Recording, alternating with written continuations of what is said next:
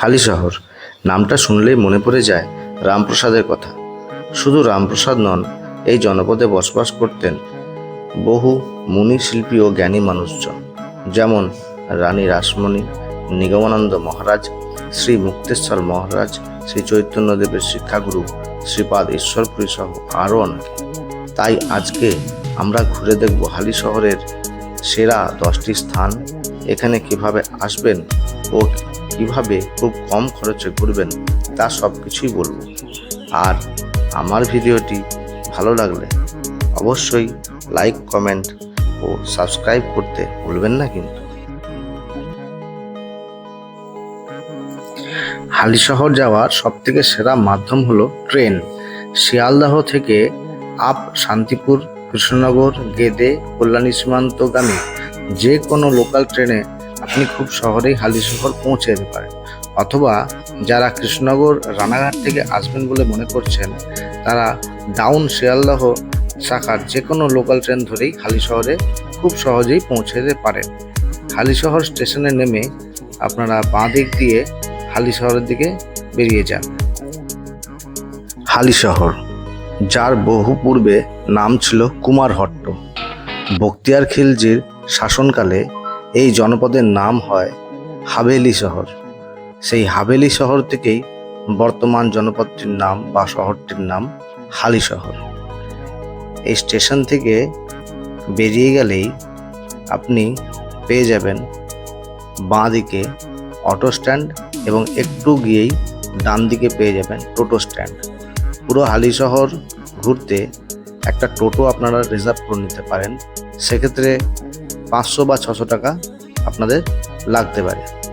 আমার বাড়ি কাঁচরাপাড়াতেই, তাই আমি বাইক নিয়ে গিয়েছিলাম এবং সমস্ত জায়গাগুলো ঘুরেছিলাম। এই যে আপনারা দেখতে পাচ্ছেন বাঁ দিকে অটো স্ট্যান্ড এবং একটু গেলেই ডান দিকে আপনি দেখতে পারবেন টোটো স্ট্যান্ড। আপনারা খুব সহজেই এখান থেকে টোটো বা অটো একটা রিজার্ভ করে নিতে পারেন। এই রাস্তা বরাবর সোজা একটুখানি গেলেই আপনারা দেখতে পারবেন হালিশহর পৌরসভার একটা বড় গেট, এবং এই রাস্তা বরাবরই সোজা চলে যায় গঙ্গার ঘাটের দিকে, যেখানে আমাদের প্রথম ঘোরার জায়গা আজকে।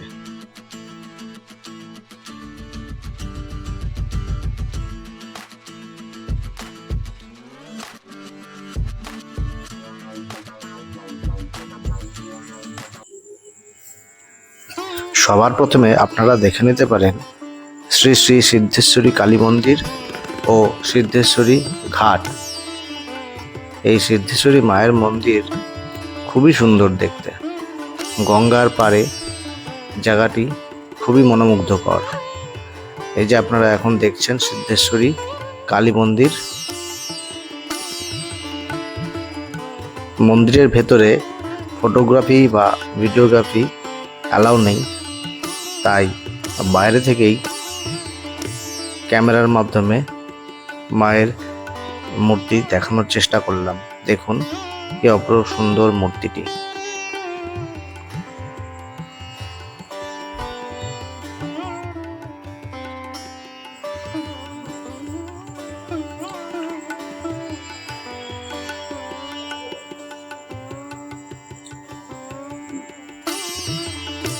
আর এই যে দেখছেন গঙ্গার ঘাট, খুবই সুন্দর দৃশ্য।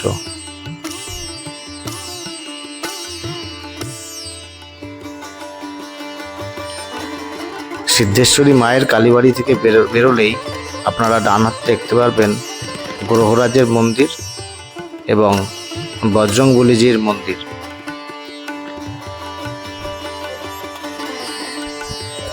গ্রহরাজের মন্দির দেখা হয়ে গেলে বাঁ দিকের মেন রাস্তা ধরে সোজা একটু এগোলেই আপনারা দেখতে পারবেন কুষণ আশ্রম। এই আশ্রম সকাল 8টা থেকে দুপুর 1টা এবং বিকেল 4টে থেকে রাত 8টা পর্যন্ত খোলা থাকে। আশ্রমের গেটটি প্রায় সবসময় বন্ধ থাকে, তাই বলে ভাববেন না আশ্রমটি বন্ধ। আপনারা ভেতরে প্রবেশ করুন, দেখে নিন কুষণ আশ্রম। এই আশ্রমটি খুবই সুন্দর। এখানকার প্রাকৃতিক পরিবেশ মনোমুগ্ধকর। দারুণ একটা পরিবেশ আপনি উপভোগ করতে পারবেন। হালিশহর আসলে এই আশ্রমটি একেবারেই মিস করবেন না। খুব সুন্দর আশ্রমটি।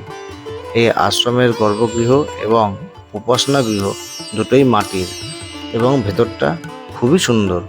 ভেতরে ভিডিওগ্রাফি এবং ফটোগ্রাফি নিষেধ থাকার জন্য আমি ভেতরের ছবি দিতে পারিনি, তাই আপনারা গেলে অতি অবশ্যই ভেতরে গিয়ে দেখবেন। এই ভূষণ আশ্রম থেকে বেরিয়ে বাঁদিকে রাস্তা বরাবর একটু গেলেই আপনারা পাবেন বিপিন বিহারী গাঙ্গুলি পার্ক। এই পার্কটি গঙ্গার ধারে অবস্থিত এবং খুবই সুন্দর প্রাকৃতিক মনোমুগ্ধকর পরিবেশ বেষ্টিত পার্ক। এই পার্কে বাচ্চাদের খেলার জায়গা, দোলনা অনেক কিছুই রয়েছে এবং বড়দেরও বসার জায়গা রয়েছে। এই পার্কের ভেতরেই রয়েছে একটি কফি হাউস। এই যে আপনারা সামনে দেখতে পাচ্ছেন এই কফি হাউসটি, এখানে বসে আপনারা কফি খেতে পারেন, সুন্দর লাগবে। আর এই পার্কটি খোলার সময় হচ্ছে সকাল 6টা থেকে 8টা এবং বিকেল 3টে থেকে 7টা। বিকেলবেলায় এই পার্কের ভেতরে অনেক ফাস্ট ফুডের স্টল বসে, সেখান থেকে আপনারা ফুচকা, পাপড়ি চাট ইত্যাদি খেতেই পারেন এবং গঙ্গার ধারে বসে হাওয়াও উপভোগ করতে পারেন। এই পার্কটির উল্টো দিকেই রয়েছে মিউনিসিপ্যালিটি অফিস, অর্থাৎ হালিশহর মিউনিসিপ্যালিটি।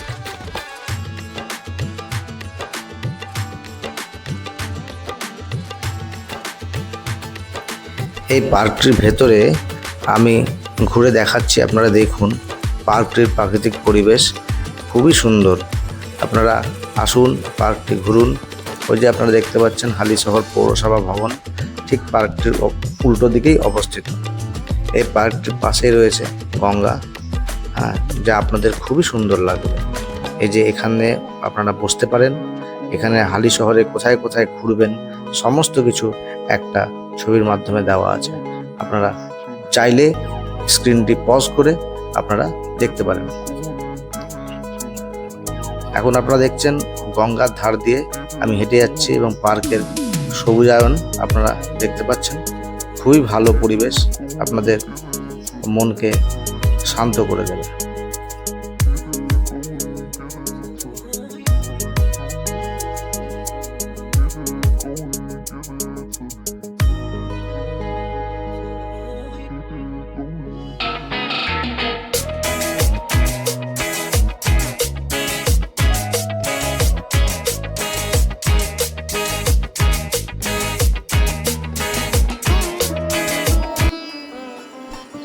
পার্কের পাশেই রয়েছে রামপ্রসাদ সানের ঘাট। এই ঘাটটি খুবই সুন্দর। এই ঘাটের সিঁড়ি দিয়ে নিচে নেমে গেলেই আপনি ডান দিকে দেখতে পাবেন দেওয়ালের মধ্যে চিত্রাঙ্কনের সাহায্যে রামপ্রসাদ সেনের জীবনের কাহিনী বর্ণনা করা হয়েছে। তিনি কন্যারূপে মাকে পেয়েছিলেন এবং পূজা করতেন এবং শেষ জীবনে তিনি মাকে মাথায় করেই এই গঙ্গার জলেই বিলীন হয়ে যান। এখানে আপনি মা তারার মন্দির দেখতে পাবেন। এই যে আপনারা সেই ছবিটি দেখছেন, যেখানে রামপ্রসাদ সেন মাকে মাথায় করে গঙ্গায় বিলীন হয়ে গিয়েছিলেন। এই ঘাটটি খুবই সুন্দর এবং এখানে বহুজন স্নান করতে আসেন প্রত্যহ।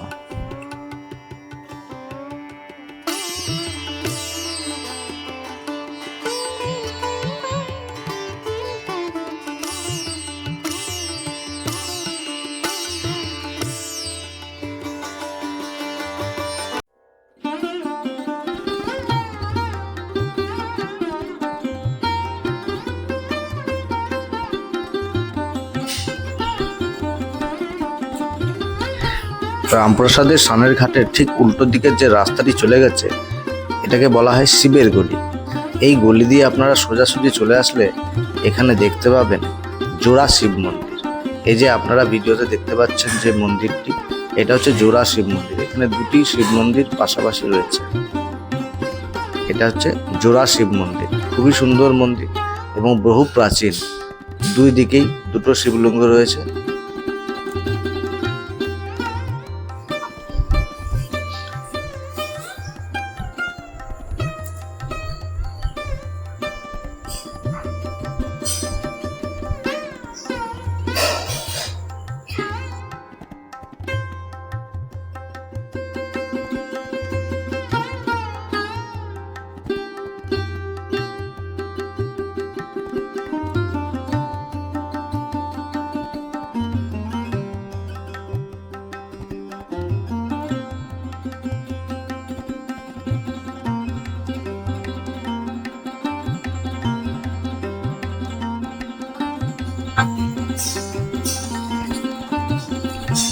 শিবের গলি বরাবর সোজা চলে আসলেই আপনারা চলে আসবেন রামপ্রসাদের ভিটাতে। এই যে আপনারা ভিডিওটি দেখছেন, এটা হচ্ছে রামপ্রসাদের ভিট। এখানে অনেক দোকান আপনি দেখতে পাবেন, যেখানে পুজোর সামগ্রী আপনারা খুব অনায়াসেই এবং ন্যায্য মূল্যে পেয়ে যাবেন।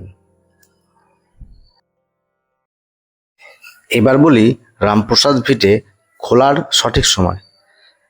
সকাল 7:30 থেকে দুপুর 12টা এবং বিকেল 4টে থেকে 8টা পর্যন্ত এই রামপ্রসাদের ভিটে খোলা থাকে। 1720 সালে রামপ্রসাদ সেন এই হালি শহরেই জন্মগ্রহণ করেন। ওনার 2 মেয়ে এবং 1 ছেলে। রামপ্রসাদ সেন মা কালীর দর্শন পান কন্যা রূপে, তাই ওনার বড় মেয়ের নাম অনুযায়ী তিনি মা কালীর নাম রাখেন জগদীশ্বরী। মন্দিরের ভেতরে ফটোগ্রাফি বা ভিডিওগ্রাফির অ্যালাউ নেই, তাই মন্দিরের বাইরে থেকেই আপনাদের যতটা পারলাম দেখালাম।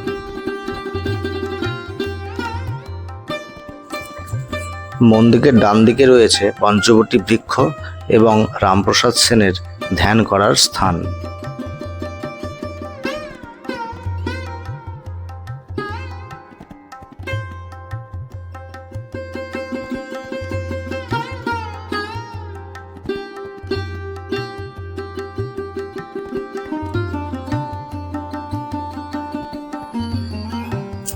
মন্দিরের পাশেই রয়েছে একটি জলাশয় এবং এটি দেখতে খুব সুন্দর।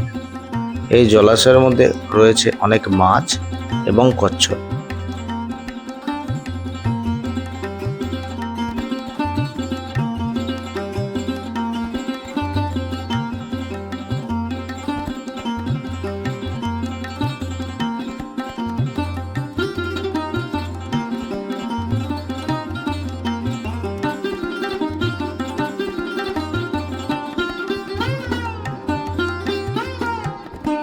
এবার বলি মন্দিরের প্রসাদ কিভাবে পাবেন। সকাল 9টা থেকে 10টার মধ্যে ভোগের কুপন দেওয়া হয়। কুপন মূল্য 60 টাকা। দুপুর 1টা নাগাদ এই ভোগ খাওয়ানো হয়।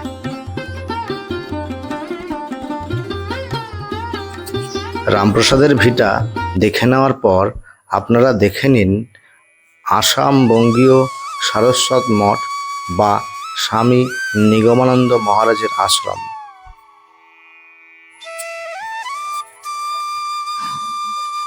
আশ্রমের মূল প্রবেশদ্বার দিয়ে ভেতরে ঢুকলেই আপনারা প্রথমেই বাঁ দিকে দেখতে পাবেন শ্রী শ্রী নিগমানন্দ মহারাজের দাতব্য চিকিৎসালয় কেন্দ্র। এখানে বহু ডাক্তার বসেন। আপনারা চাইলে ভিডিওটি পজ করে স্ক্রিনশট নিয়ে নিতে পারেন। দেখুন এখানে অনেক ডাক্তারই বসেন।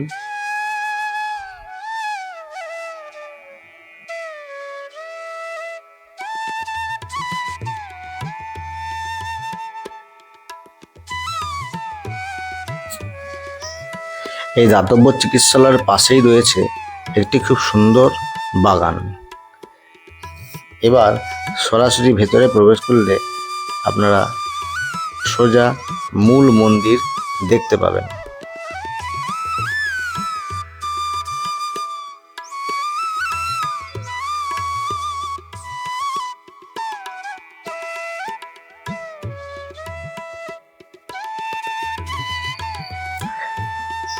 ডান দিকে আপনারা যে জায়গাটি দেখতে পাচ্ছেন সেটি হচ্ছে জুতো রাখার জায়গা।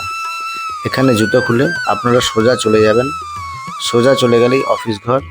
সেখানেই আপনারা ভোগের কুপনের ব্যাপারগুলো জানতে পারবেন। এখানে সকাল 9টা থেকে 9:30 পর্যন্ত ভোগের কুপন দেওয়া হয় এবং কুপন মূল্য 50 টাকা।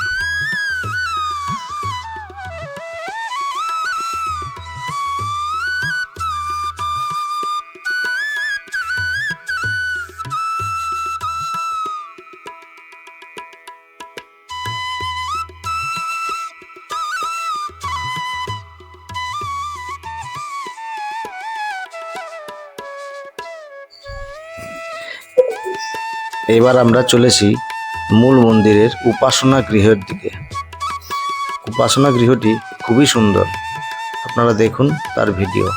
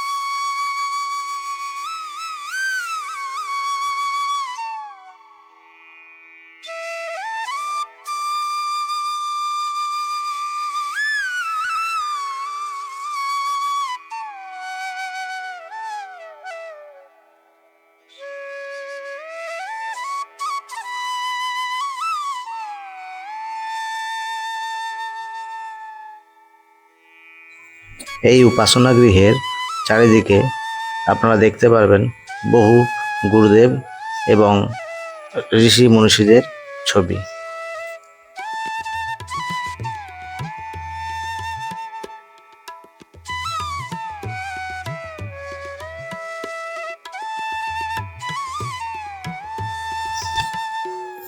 স্বামী নিগমানন্দ মহারাজ শৈব এবং বৈষ্ণব এই দুই মতের মিলন ঘটিয়েছিলেন।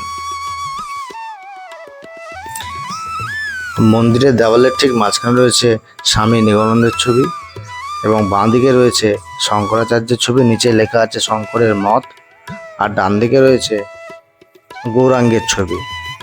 এই যে আপনারা দেখতে পাচ্ছেন, এবং নিচে লেখা আছে গৌরাঙ্গের পথ।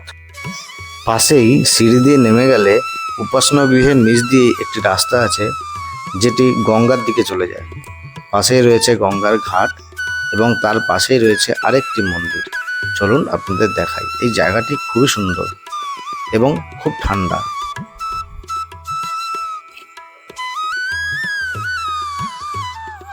এই রাস্তাটা দিয়ে সোজা সিঁড়ি দিয়ে নেমে যান।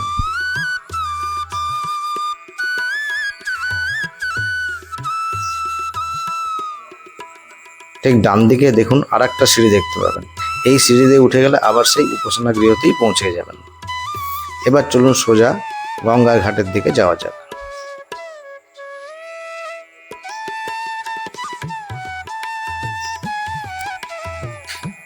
এই দেখুন পৌঁছে গেছি গঙ্গার ঘাটে সেই মন্দির। বাঁদিকে রয়েছে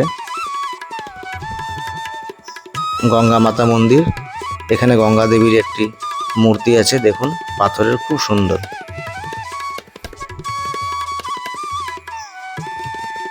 এই দেখুন বন্ধুরা, এবং ডান দিকে রয়েছে একটি শিবলিঙ্গ, শিব মন্দির।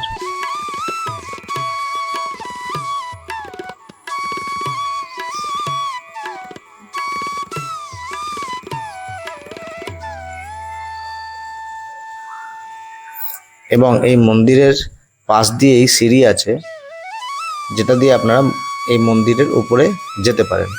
সেখানে আপনি একটি গণেশ ভগবানের মূর্তিও দেখতে পাবেন। এটি হচ্ছে গঙ্গার ঘাট।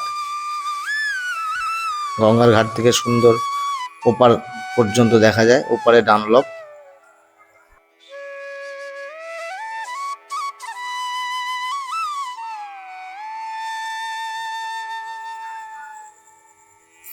ওপারেও একটি সুন্দর মন্দির আছে। এই যে দেখুন, আমি জুম করে দেখাচ্ছি, কিন্তু বন্ধুরা আমার জানা নেই ওটি কি মন্দির।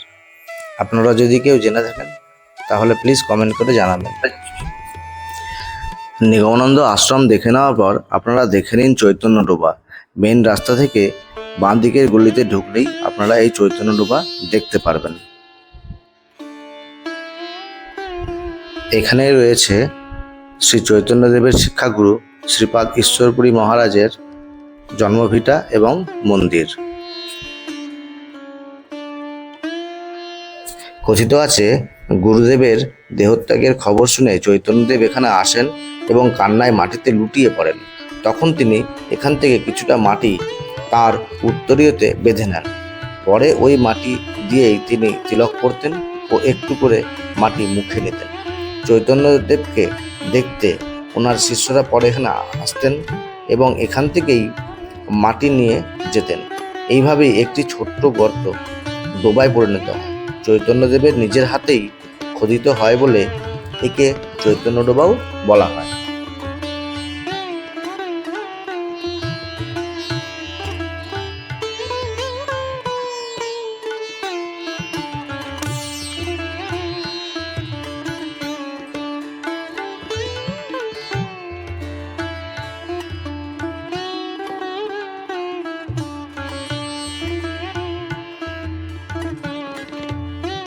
এই মন্দিরের ভেতরে রয়েছে রাধা মাধবের বিগ্রহ, যা আপনাদের খুবই ভালো লাগবে, এবং রয়েছে অন্যান্য গুরুদেবেরও বিগ্রহ। এবং এর পাশেই আপনারা দেখতে পারবেন রয়েছে শ্রীপাদ ঈশ্বরপুরী মহারাজেরও বিগ্রহ, যা আপনাদের খুবই ভালো লাগবে।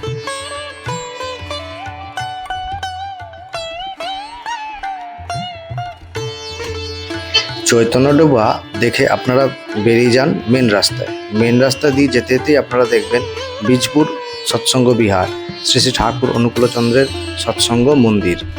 এই মন্দিরের ভেতরে মূর্তি এবং মন্দিরের কারুকার্য খুবই সুন্দর, যা আপনাদের খুবই ভালো লাগবে। দুপুর 12টার পরে আমরা পৌঁছেছিলাম বলে এই মন্দির বন্ধ হয়ে গিয়েছিল, তাই আমরা মন্দিরের ভেতর ঠাকুরের বিগ্রহ দেখতে পাইনি। আপনারা অবশ্যই দেখবেন। এরপর আপনারা চলে যাবেন রানী রাসমণির মন্দির।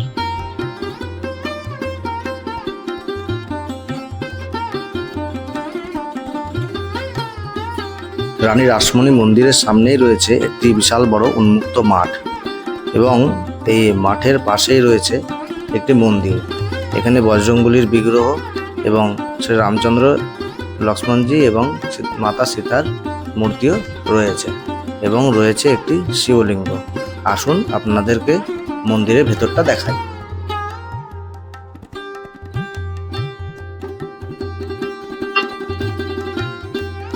এই হলো পঞ্চমুখী বজরংবলীর মূর্তি।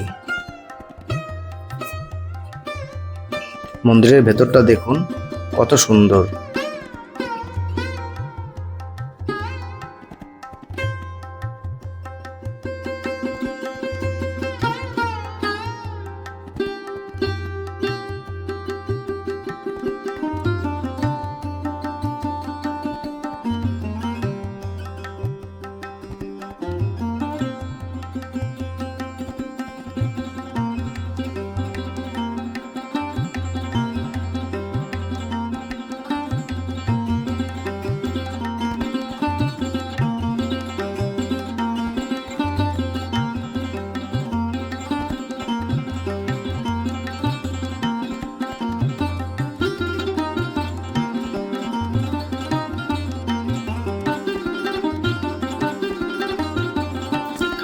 মাঠের চারিদিকে আপনারা প্রচুর খাবারের দোকান পেয়ে যাবেন, তাই খাবারের জন্য কোনো সেরকম চিন্তা করতে হবে না।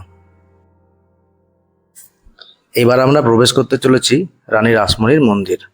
দেখুন মন্দিরের ভেতরটা কতটা সুন্দর।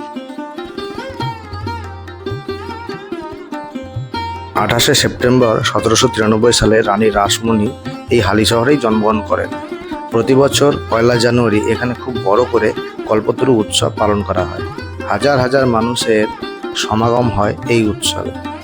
দক্ষিণেশ্বর মন্দিরের আদলে তৈরি এই রানী রাসমণির মন্দির খোলা থাকে সকাল 6টা থেকে দুপুর 1টা পর্যন্ত এবং দুপুর 4টা থেকে রাত 9টা পর্যন্ত। এখানে ভোগ প্রসাদ খাওয়ানোর ব্যবস্থা রয়েছে। কুপন মূল্য 100 টাকা করে।